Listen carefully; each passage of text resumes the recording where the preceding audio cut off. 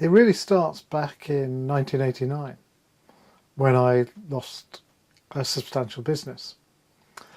And the outcome of that was that I went on the first of many personal development courses. And I started to read lots of books and watch videotapes, as they were in those days, and listen to CDs. And I began to recognize that there was a different way of being in the world than the way I'd been up till then. I'd been totally success driven. Success is wonderful, but not success at other people's expense.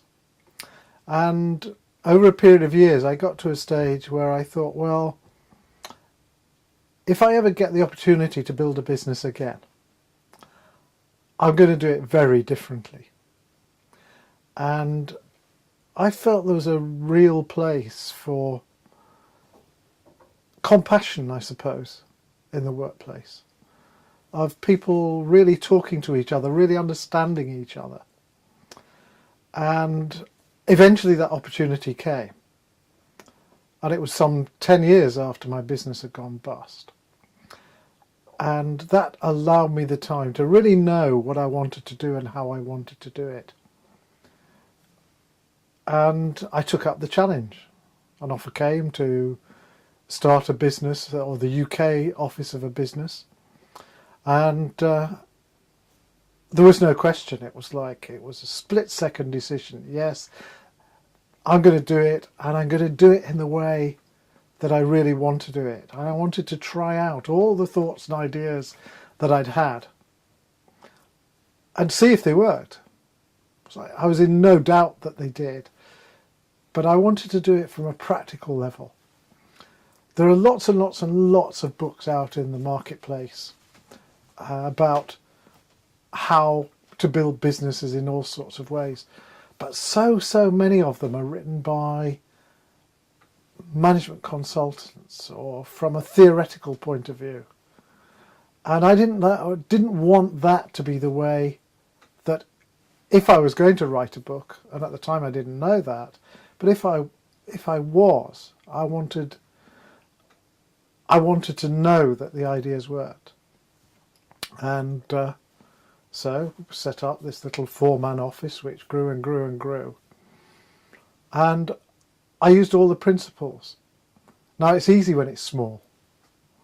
The trick comes when you start to get to a size where you can no longer speak to everybody in intimate detail about everything. And I don't mean just about business things. I mean about life things. What are the things that make the people they are? How do they run their lives? What problems have they got? What issues have they got? What would they like to talk about? All those things that so often in business get missed. We're driven down a path of, we've got this to do and that to do and the other to do. And it was going swimmingly well. And we were about 5 years in, and I'd set myself a 10-year target, basically. The point at which I wanted to get out. The point at which I'd be 65. And so I really wanted to get the succession planning right. Because that, I think, is one of the real keys to longevity in a business. And I had a group of directors around me, 4 in fact, all very different characters, different personalities, different skill sets.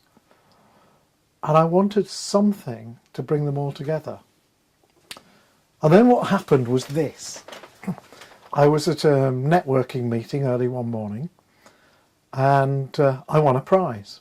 And the prize was an amazing book called Time to Think by a woman called Nancy Klein.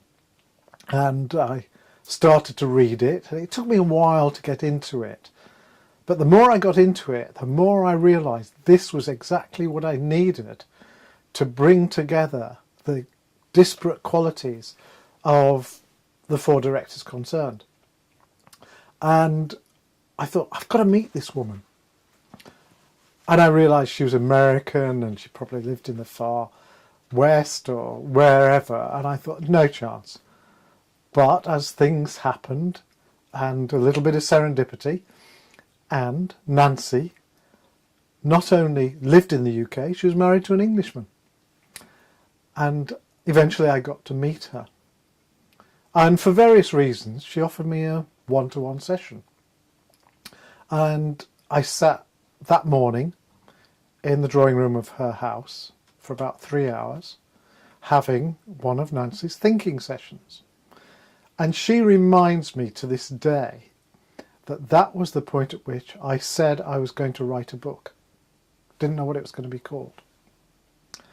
And so for the following several years, I started to keep notes, scribble things down, file things away, until eventually when I left the business, the mainstream business, I had the time to write. And it was an absolute joy. I had 5 folders stuffed full of material. And I didn't know how I was going to write this book.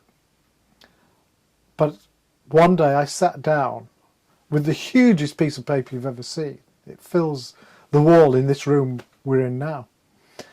And I started to write things onto the piece of paper and cross-reference them.